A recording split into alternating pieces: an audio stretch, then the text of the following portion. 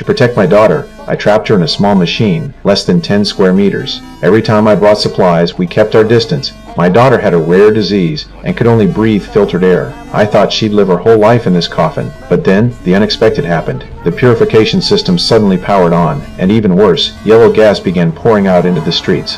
Anyone who inhaled it collapsed. I walked down the street confused, but before I could take more than a few steps, a larger wave of gas rushed toward me.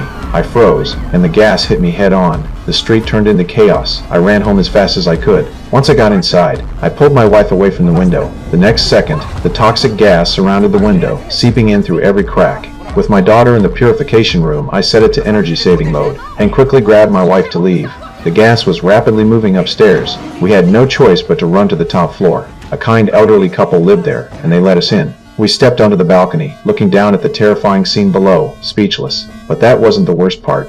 The entire city was covered in toxic fog. The gas had caused a power outage, and though my daughter was safe in the purification system, the backup battery wouldn't last until tonight. I decided to take the risk and go downstairs to change the battery. I carefully tested the air. The gas was invisible and odorless, but deadly. Changing the battery would take over 10 minutes, which most people wouldn't survive. I suddenly remembered an elderly man downstairs who always kept oxygen tanks in his house. For my daughter, I decided to climb down using the water pipes. Before entering the toxic fog, I took a deep breath, holding it in, and quickly made it to the target floor. I broke through a window and entered the elderly man's home. Just as I was about to search, I saw the elderly man lying on the floor, but he was already dead. I didn't have time to feel sorrow because I was running out of air. Even worse, the oxygen tank he usually carried with him was nowhere to be found. I panicked, grabbing a flashlight and searching everywhere, but couldn't find it. Just as I was about to suffocate, I found the oxygen tank in the corner.